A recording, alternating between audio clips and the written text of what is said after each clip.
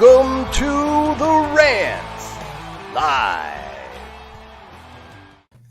Well, hello everyone. It's Thursday, August 18th, and the Cubs have coming off another series win.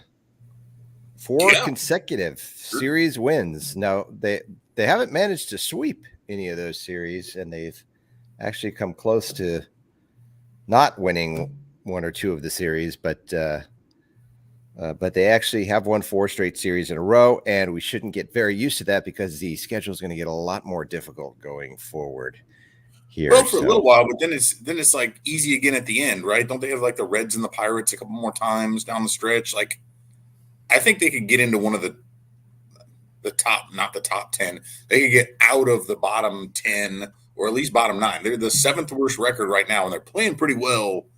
Yeah, and they're not that far out. Like, they're only 2.5 games behind the Rangers, who have the 11th worst record. It's not inconceivable that the Cubs could get out of that bottom 10 by the time the season's done, depending on what some other teams do and if they keep playing well, which, again, as we've said this whole time, like, if they had been playing, and it's not like they're, tearing a cover off the ball, and I know they're playing some weak teams, but if they had played like this earlier in the season, we're not talking about them being necessarily a playoff contender, but you're talking about them playing 500 baseball on the whole, right? Like, that's what's wild about it. And I think that's what this team is, right? It's a 500 team when healthy. And so that's kind of the key is they've had a lot of injuries this year.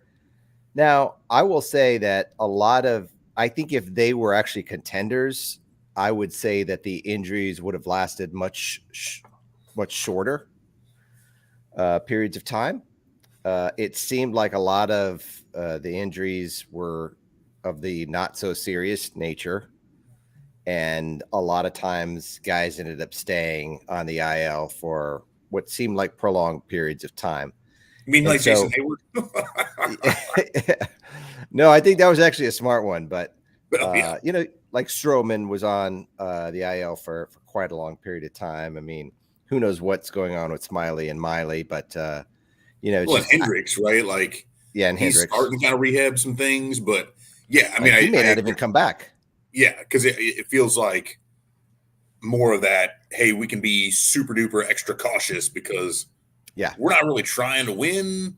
So, but again, it goes back, and we were saying this, I mean, this was back a few months ago, I want to say, when they were going through a rough stretch, and it felt like it was one of those where, like, they weren't getting blown out. There were a couple bad games here and there, but some close losses, a lot of extra innings issues, things like that, right? To where you're saying, right, one player does not make a difference, but if they had gone after one bat, and so I don't want to look at this as revisionist history and say, man, if they had done that, then they'd be good this year. They still wouldn't have been good. One player wouldn't have made that difference, but I do think it lends a little bit more credence to the idea that they can go into next season or into this off season, with a targeted plan. And I think that could include whether we want to talk about, extending Nico Horners and things like that. But if they go and get a couple players, it's not inconceivable. They don't have to do it all at once, but that they could turn themselves into a pretty solid team. Again, like 2015, probably not the same sort of results that we saw that quickly. But then build on that the next year, especially as more of those prospects come up and mature. So, I mean, it's really weird, though, because now you're watching them, like, for the longest time, you're watching them going like, okay, go ahead and just if you're going to suck really, really bad, get the best possible chances for a pick. If they're going to play pretty well, and I just wrote something about this that I put out, I was like, to me, that signals they're going to have to go spend. Because if you play yourselves out of a bottom 10, at bottom, they're already out of the bottom 5. If they make it into like the 10th, 11th, 12th worst record and have virtually no shot at a top draft pick, you kind of have to go spend at that point, because you can't just go into it and be like, man, we're going to suck even worse next year. That'd be disastrous for them. And it really does feel like that's kind of where, we were uncertain as to what the approach was going to be to next year. And it does feel like that's what they're doing, is that I don't think they're trying to lose. If you look at the team, as you said, on paper for sure, and just the results that we're seeing on the field and have seen all season, you're not seeing a really bad team. I mean, with the exception of Rafael Ortega's inability to run the bases and really add any value whatsoever to the team, if we had a team full of Rafael Ortegas, then we'd have something to talk about. But it's not that bad. You don't really see like utter incompetence from top to bottom. And I mean, just talking about how the team was in 2012, 2013, like they're not even that bad at all, even though their record is kind of right in line with those years. I think the biggest thing for the Cubs is going to be their power. I was looking at historical numbers year by year, and they currently have a slugging percent of 395.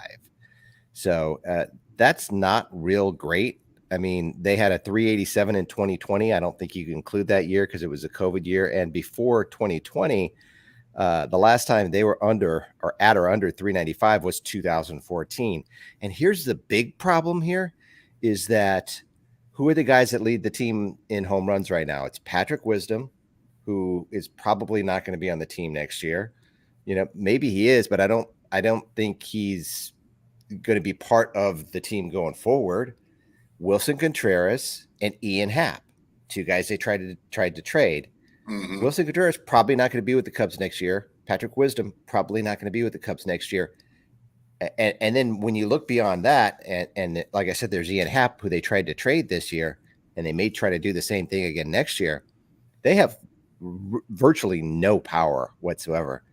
Now, of course, Brennan Davis may come up and provide a power surge. Who knows? I wouldn't expect him to hit a lot of home runs when he first comes up. And we don't know when he's going to be able to make that transition from AAA up to the major leagues, especially now that he's injured. And so you wouldn't expect him to be on the opening day roster, although I wouldn't be surprised. That's what concerns me a lot with this team. If you look, I mean, the bullpens, they always have the ability to tack together a bullpen. I'm feeling pretty good about the starters.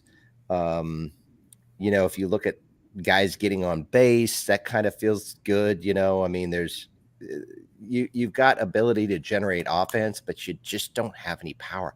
They're going to have to go out and sign somebody to get that power. Mm-hmm.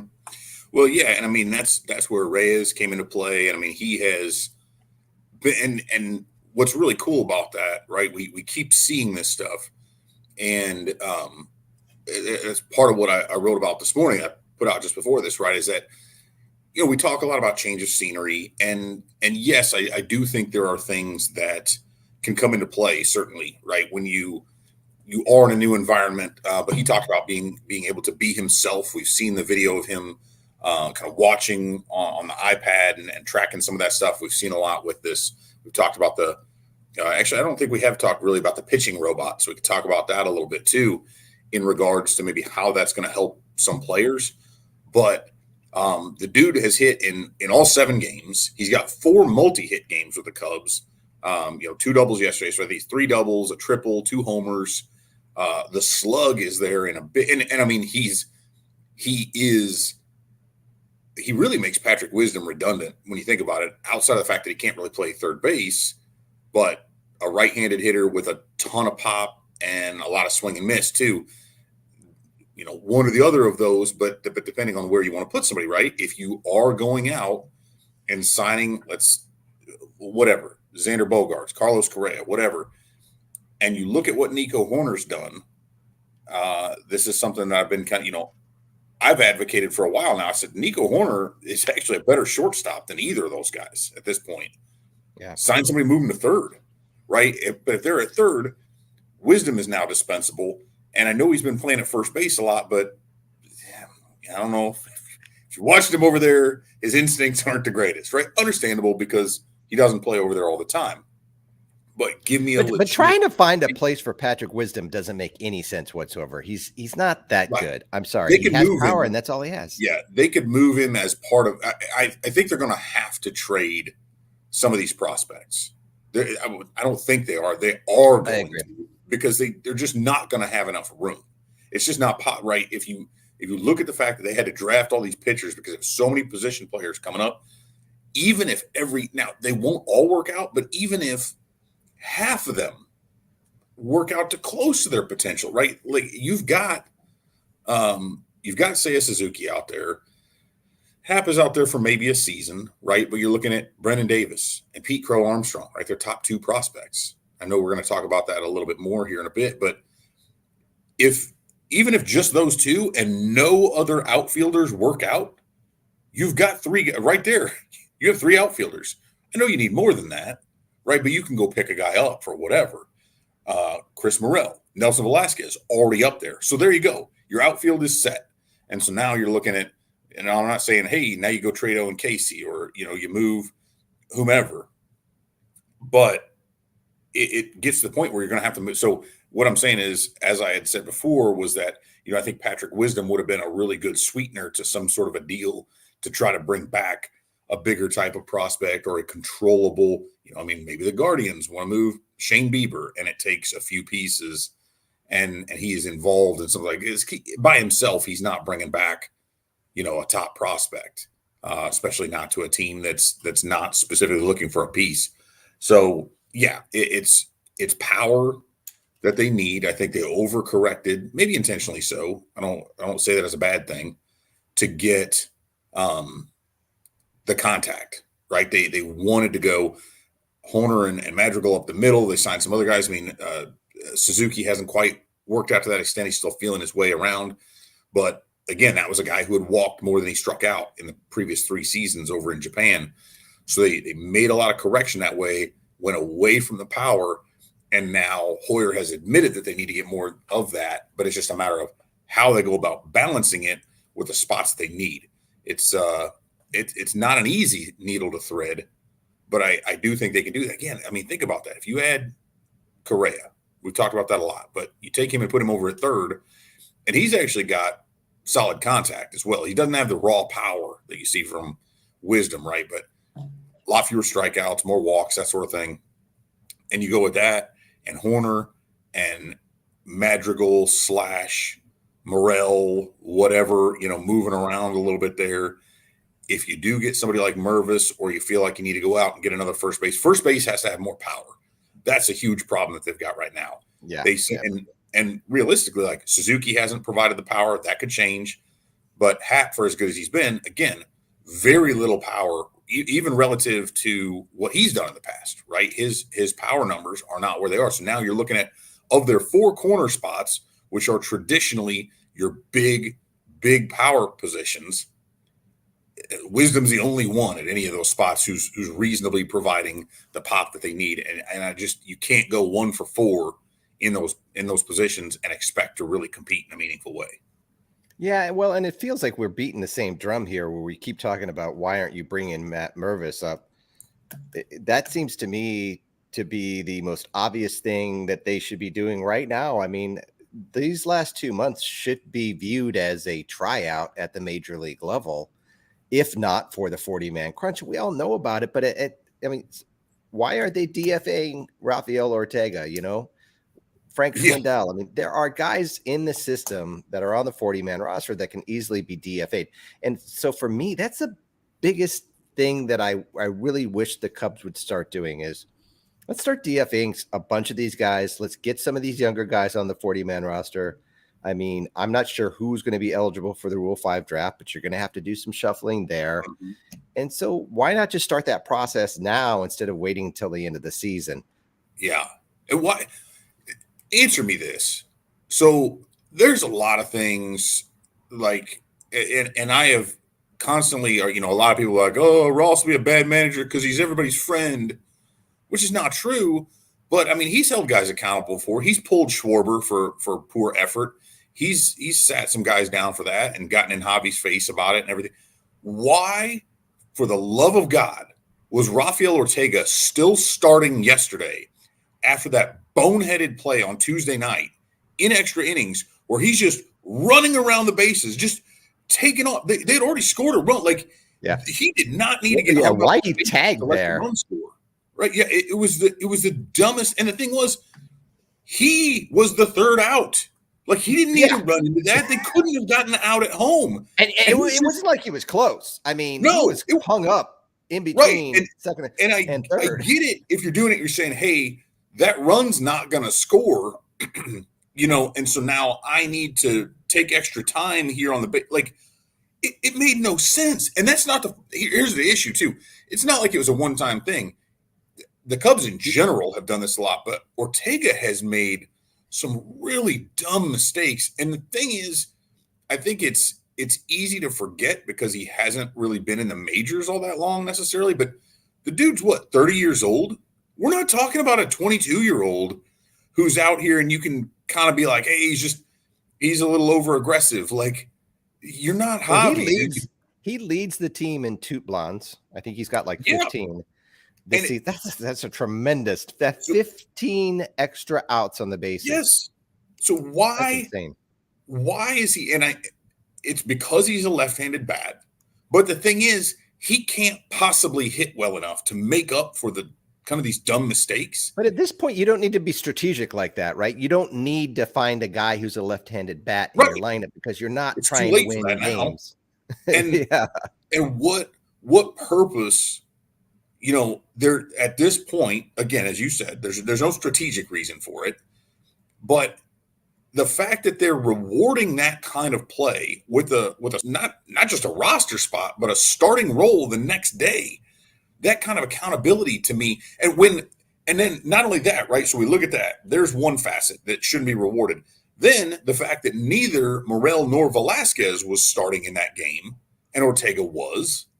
And then you look at it, okay, let's set aside the fact that he keeps making these mistakes he's not part of the team next year. You're not trying to see what you've got in him to see if he's got a role next year. He doesn't have a role for next year. Those other two guys do. You need to get them those reps, even if you're not going to say call up, Jared Young or bring someone else up from AAA or even AA like Canario. It's that part is baffling to me that they seem to just none of it fits. I guess that's my problem. Is like there are a lot of things you could do to work with the organization moving forward, and that's none of them. So, yeah, it's kind of baffling why he's even in there, but he is, and the Cubs are for some reason having to deal with his incompetence. What I really loved was, I don't know how everybody feels, and I don't really care, but to me, Rick Sutcliffe is like my new favorite announcer. I love him so much. His reactions and his reaction to that Ortega Tuplon was like, he's like, what was he doing there? He just said he reminds me a lot of Harry Carey because he reminds me of Ron Santo. To me, he's kind of the Santo because he's just such a homer, But yeah, he is. He says it like it is. He doesn't hold anything back. But yet he's really knowledgeable, and he provides a lot of really valuable insights, especially on the pitching side of things, but even on the offensive side of things. And I love the stories that he shares because, I think our generation can relate to him because, we all kind of grew up with the 80s Cubs and, or at least I'm speaking for myself. You were born in what? 79? 79. Yeah. I grew up watching that. I mean, the Red Baron. Yeah. I was a Sutcliffe fan. He's a little old school, but like unabashedly so. And so I don't there's some guys he gets out there on social media. He's very engaging. He's cool about it. He's a grandpa, I mean, you can tell he loves bringing his grandkids out to games and just, he feels like if I compared him to say John Smoltz, right? Smoltz feels like, and I didn't even realize Smoltz's father passed away the morning of or the day of the Field of Dreams game. No, that was crazy. And he went ahead and broadcast it because he was like, that's what my dad would have wanted. Yeah. And so I don't want to speak ill of him in that light, but Smoltz sometimes I think can come across as a little bit maybe superior or holier than thou and condescending a little. Yeah, absolutely. Whereas I feel like Sutcliffe is just he's got that same Ron Coomer / Ron Santo sort of just everyman, who did happen to be a very, very good Major League Baseball player. but yeah, then he's in there, and I dig that. I mean, you can tell he's passionate about it, and he's definitely not putting on airs. He's just out there seemingly enjoying his life as a baseball broadcaster and former Cub. So yeah, good for him. It's been fun. Yeah, for sure. So the Cubs are 49-67. They've got 46 games left, ladies and gentlemen. Last game is like October 5th, 6th, something like that. So there will be October baseball at Wrigley, in fact. So I guess that's something. And so, I mean, even if they go 500 the rest of the way, they'll still, where will they end up? If they go 23-23, 2100, they'll end up with about 70-ish wins. 69 right? Wins. 69 wins. Yeah, buddy. Let's see. They will end up with just above 69 and 80, or 69 and 91. 72 wins. Don't do that. Yeah, they're probably not going to go 500. I mean, maybe they will, but it depends on really what happens this next stretch, right? Is they really have a bear of a stretch coming up, and it doesn't feel like it's going to be pretty. And I think their bullpen is going to be exposed. Their bullpen's been doing pretty well. I mean, it kind of fell apart the other day when Wick came in on Tuesday. He tried between him and Ullman. Is it Ullman or Ullman? Ullman. I am the king of pronunciation of names.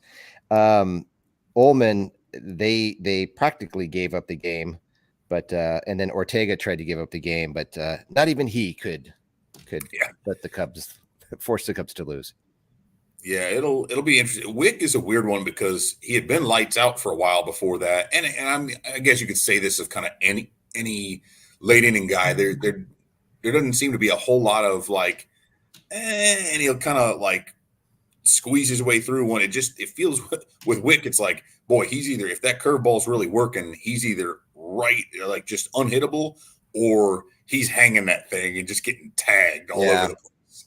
And so his fastball's not quite as effective as it used to be either. Yeah, that is what's frightening to me. And that's the other thing, though. It does feel like, and just I'll break in. There was a question out there. JD tested positive for COVID, so he's out due to COVID. He's been out for a while, though. It must have impacted. He has been. So I don't know if he's just not testing positive, or not testing negative, or if it's just a fact of being on the road, and so it's like, well, hey, just stay home, don't make this road trip. I'm not sure, but back to other. That's the thing with Wick, and it was really concerning. I mean, every once in a while we'll see him get up there, mid 90s, but there's times that fastball's coming in like 92, 93. Yeah. Like, he's not locating it really well. No, and that's below average. So that's kind of the thing is if he can keep it up in the zone, and again, so now you're changing eye level and velocity between that and the curveball, especially with being that knuckle curve, right? You're a little bit less of the big old looper, but yeah, man, that's kind of tough. So it's not ideal. I'd love to see them be able to go out there and get. I mean, at this point, like, I don't know who they've got. Maybe they convert somebody from the system. You go out and find another closer. I would not trust on a competitive team for him to be the guy at the end. You kind of feel like they're hoping they're going to be able to go out and do something that they did this year and just kind of pick up a closer on a one or 2 year deal. Yeah. Of the guys that are kind of poised, let's get into the prospect rankings real quick. Major League Baseball Pipeline prospect rankings were released the other day. Pete Crow-Armstrong, no surprise, he's ranked number 1. Number 2 is Brendan Davis, so good to see him still there. And they've got this column where you can kind of sort it by estimated time of arrival in the big leagues. And so I've done that, and you've got basically 4 players who are estimated to arrive this year, which is strange because they still have Brendan Davis to 2022, and that's not going to happen. But they've got Wisniewski, Killian, who's already arrived, and then Jensen. When do you think Jensen and Killian will end up coming back up soon? I'm kind of surprised. Jensen's haven't been up. Yeah, and Killian he got a really good initial inning, I think, yesterday, but then he ended up with a pretty rough start. He had been doing really well prior to that. And I don't know what the deal, but he was one of the biggest. I think he dropped like 8 spots. He's down to 14. Now, part of that is because other players have really stepped up. And again, those rankings are so much about like once you've come up, right, at all, or even when you hit AAA, there's just so much less of that potential, right? Like these things are so, like you kind of know where they are, right? Right, like Cade Horton, right? Their top draft pick is like number 4. He hadn't pitched a single pitch in professional baseball, and he jumps to 4. Right now, he could go out there and get shelled. Like had he come into the Arizona Complex League and thrown a couple bad starts, he's like at 12 probably, right? So it's funny how much they weight this based on. It's almost better to have not played at all than to have played and just done pretty well and held your own. We saw that like Christian Hernandez and James Triantos, right, haven't dominated at their respective levels, and so they dropped. Which is kind of funny. It's like I want to see guys adjust, but anyway, yeah. I mean, I'm a little concerned with Killian because the biggest thing with him had been his pinpoint control, right? He didn't walk. Yeah. And now that has changed. Now, is that a function of facing better hitters who don't chase? Was it really that he's just pumping strikes all the time? Or is it that there's something I wrote a little bit about kind of in regards to Justin Steele and some other ones? It's not so much throwing strikes, right? When we see a guy who's got issues with walks, it's not necessarily a matter of you need to find the zone more. It's that you need to better disguise your pitches and sequence them so that you're throwing pitches that look like strikes to a hitter and are tunneled well until they eventually fall out of the strike zone, right? Because now you're getting swing and miss. Because at the big league level, there are a few guys like Jacob deGrom can beat you with strikes, okay? Because he throws 102, and then he's got that wicked slider. I mean, he can throw pitches that you will miss in the zone, but most pitchers need to disguise that. And I wonder with Killian if that's part of the issue that reaching a higher level, facing more advanced hitters is causing some problems there. Because as we saw when he's come up, I don't know if it's a mental thing, but he's uncorked an alarming number of wild pitches and just stuff that's nowhere near the zone. So, I think next year at this point, right? I mean, I really thought after the deadline he'd be up. Yeah. And that'd be it for him. But I think they're but to your point, when he came up, he walked a lot of guys. Yeah. Yeah. And that's something I think they really want to let him work out more. I'm sure there's some things they're trying to tweak. Wisniewski had a really rough first go of it. I think he's, I just don't know that they and Wisniewski doesn't have to be on the 40. He has to be put on the 40-man after the season. I don't think they want to make a move with him now. And even though they're going to have to put him on the 40-man. So it's like, why not just do it now, right? Why not just move one of these other guys? But I do think they want to continue to push with whether it be Ullman or Rucker or Leiter and just make absolutely certain to find out with those guys, like, okay, does this guy have a spot with us moving forward? We want to make absolutely certain before we move on and DFA one of them to make room for Wisniewski or Brown or some of the other new guys that they picked up.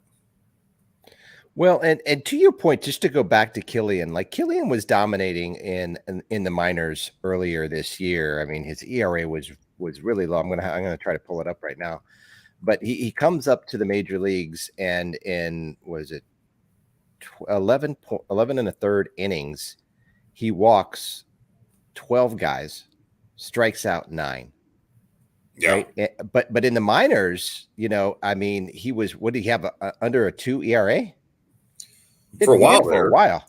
Yeah.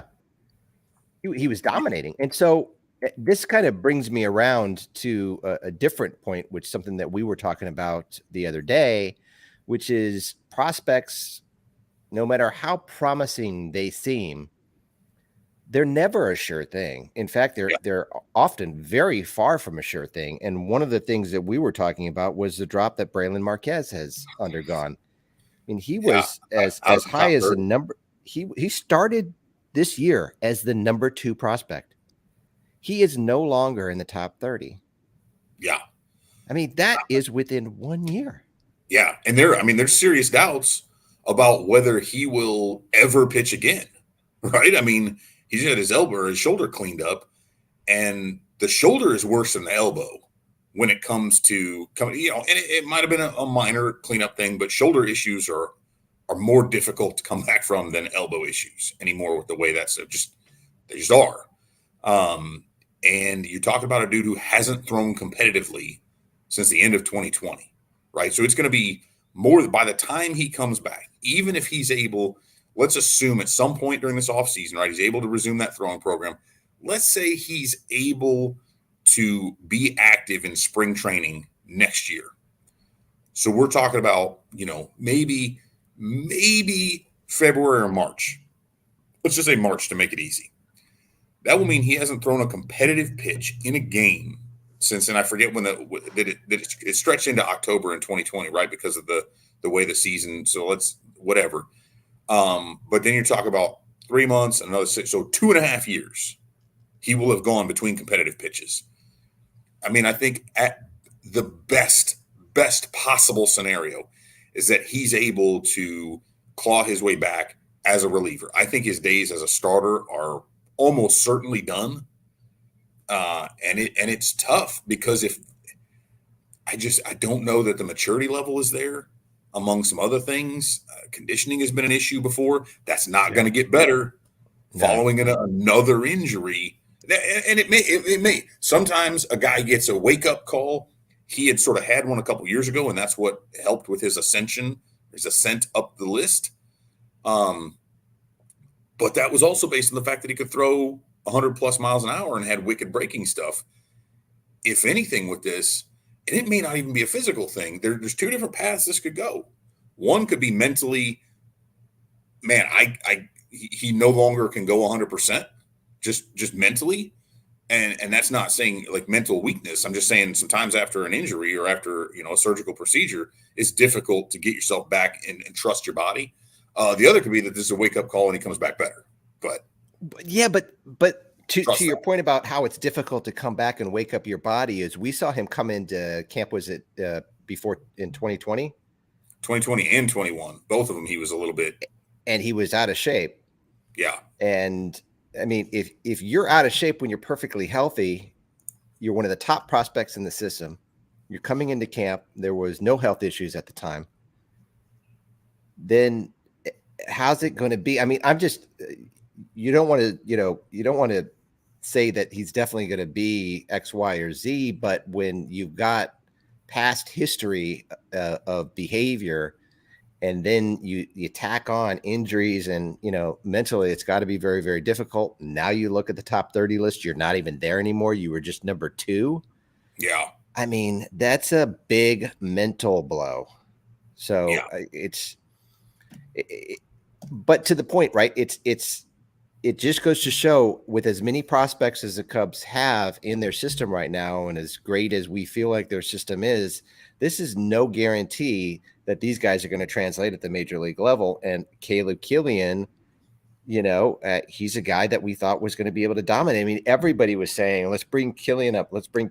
And, Ross actually had to make comments to the media and respond to questions about why Killian wasn't coming up because he was dominating so much. He said he wasn't really ready.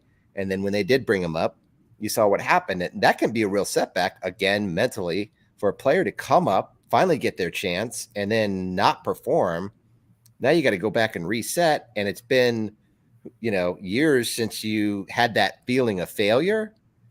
And so when you get these players that are on these upward trajectories in the minor league system, and then they come to the majors and they fail for the first time in, 1, 2, 3 years, that could be a hard thing to deal with because it's been so long since they've actually failed. And so it's just, it's a lot more mental sometimes than it is that physical part. Yeah. And I mean, there's parts to it, and that's, not to belabor this, but I go back to what Joey Votto was saying at the Field of Dreams game, where everything is provided for you at the major league level to succeed. You get everything you need, but the game will eat you alive mentally if you're not able to prepare for it. And I think that's where guys that's why Chris Morel has been better at the major league level than he was at AA and even at single A, right? Like that's a guy who was able to come in and I mean, you look at that kind of infectious attitude. And I mean, he's a guy who clearly feeds off of that bigger crowd and that energy. And so rather than that mentally eating him up, he's using that for fuel, right? He's doing the opposite. He's taking that all in, and then he's got all these additional tools and things to use. So I think that's super helpful for a guy like that. So then it just depends, are you a player who can feed off of that and vibe with all that stuff and use those tools? Or are you someone who steps in and is like, holy crap, there's 40,000 people out there. Oh my God. And then you end up getting in your own head, right? You've got to be able to stay out of your own head. And for a pitcher in particular, right? I mean, you've got all that time out there between pitches, during, to throw all this. You're the only one with the ball in his hand that whole time. And that can really be difficult. So yeah, I think that's something they need to continue to work with. Yeah, it was funny. I was golfing the other day, and we had a single that joined our group. And as we get to talking, he's a former baseball player. He now teaches at a local high school. Was a younger guy, and so we started talking about baseball. And one of the things that he had mentioned that I thought was interesting was, kind of his perception of. He played independent ball. He actually never got signed by a major league team, but he was being paid by an independent league team. And he just noted like how much things changed for him mentally when he got signed. And, the fact that when you're playing baseball and, you grow up and you're in club teams and you're doing all these things to play and having fun, and it's just a game. And so, of course, you think to yourself, oh, I want to play that game and make a career out of it. But when you get signed, suddenly it's all changed. And just the mental difference between, kind of having fun your whole life. And then the next day, suddenly you are paid however much money, several $1,000s to hundreds of thousands to millions of dollars, and how much of a change that can be to your psyche. And really, that's all these guys who are in the minor league system. They're all good ball players. They were all probably top players on their little league teams growing up in high school and things like that. But it's how do you make that transition, that mental transition, and not just from kind of just having fun and it being a game to now it's your career and somebody else owns you and you're an asset, and they use that terminology a lot. To treating you like and to making these players feel like they don't really matter, right? Like you can be replaced so easily with another guy who's coming up right behind you. And so I think just as I started to think more and more about that, the mental side of the game is it's such a big part. I mean, it's like 90% of it. Yeah. And there was something, I think it was it was Darren Ruff was the guy, and I forget who the player was who was talking about. So Darren Ruff, he's been in the majors for a little while now. But this guy was talking about how there were like 4 or 5 players from this kind of select, I think high school-ish level travel team that they had that eventually were drafted, right? That made it into professional baseball. And he said like on their travel team, like Ruff was not close to the best player. He was somewhere in the middle of the pack, maybe bottom half, right? But he's the only one that made it to the majors, right? Because like it's a grind, right? That's and so it's mentally making it through there. It's very easy for that grind if you are dominant, but there's a lot of guys for whom it was never easy, and Ruff was one of them, right? To where he had to learn how to fail and to overcome failure a lot earlier, I think, than a lot of these guys, and then fight through it. And so that served him. And he's one of those guys that's, he's never going to be, a top elite type player. But that's one of those dudes who was able to make it through. Now you could be Mike Trout and like literally never struggle more or less and just be awesome. But it's those guys who again, and it could be something as simple as just, there's a point at which you reach that level to where whatever it is that's gotten you by isn't good enough anymore. You can't just have great. Okay, hey, in high school, you throw 95, you're going to be dominant. You're going to be the best pitcher anybody's ever seen. But if all you've got is a 95 mile an hour 4-seam and an okay curveball, right, and an okay slider, something like that, you're going to get eaten alive at the professional level because they're going to be able to catch up to your fastball. And if that slider doesn't tunnel well, and you were fooling high school hitters with it, it's a different story once you get up to the pros. And so, how do you react to that? So I think the Cubs do a very, very good job of figuring that out. I think there's some things that are happening, that hopefully they'll be able to work with these guys on and make those corrections or additions to the repertoire, whatever that may be. I think, again, I talked about, Justin Steele has talked about it. He's been very good, but he needs to develop that additional pitch. He slider, curve, fastball is great. He needs the changeup or a different kind of a grip that he can figure out with some of those. And he's talked about that, right? That's not just me saying it. And he's trying to develop that change. I would love to see that work out. Again, maybe some Killian tweaks will help him there. So, we'll see. Yeah. And this is all to circle back around to say that we shouldn't be too tied to the prospects that we have in the system. And to your point, the Cubs are going to need to trade some of these prospects. And from my perspective, I'll be happy once that starts to happen. Now, I don't want them to go and make stupid trades and trade away all their prospects, but if they're able to trade some prospects and get a power left-handed bat, for sure, 100%. Yeah, and I've got something coming out tomorrow. Like I put out a piece already on the top 30, the updated, but I've got something that'll be tomorrow that's kind of looking at some of the changes, primarily the guys who dropped and sort of why, and then some of them are easy, right? Marquez, we can figure out some of that other stuff, but just kind of digging into that a little bit and looking at why that is. But I think the moral to the story, though, at the end of the day, is that a lot of these guys dropped because the Cubs simply have got a much deeper system, and they've got some guys with tremendous upside still. So I think there's a lot of positives to take away from some of these guys dropping, and by and large, it's injuries. Or it's the fact that they didn't dominate at their level. Like that's the nice thing to look at. You're like, why did this guy drop? Well, it's because he didn't bat 350 with 20 homers. Trianto was batting like 260 or something. And it's like, okay, he's got to figure himself out. But you look at a guy like Canario, who's tearing it up. You look at a guy like Alcantara, who I think will be – that dude's a fast riser, and his splits are awful at home because that air and that atmosphere at Myrtle Beach just kills power.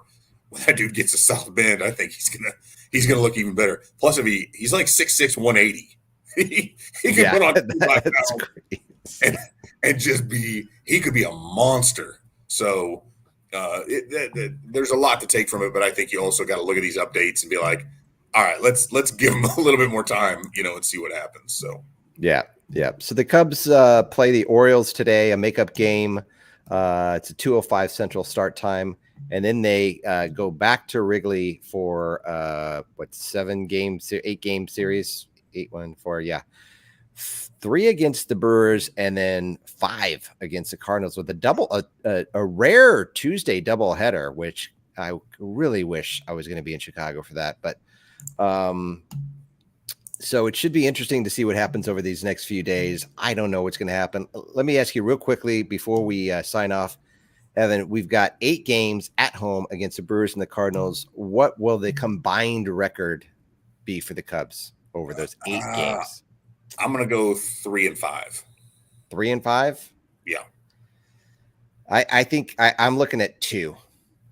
I hate to say it, but the Brewers and the Cardinals, they're going head to head against each other. There's no guarantee that either of them are going to get in if they don't win. Brewers are out right now. If the season ended now, the Brewers would not make the playoffs, which is nice. And I just think that, it'd be great. I hope they win more than 2 games, but we'll see. So either way, we'll end up circling back at some point, probably after the Brewers series on Monday, the 22nd. So that will be just a few days away. So you don't have to wait too long to hear back from us. In the meantime, hopefully the Cubs win some games. Hope so. So until then, we'll see you later. See ya.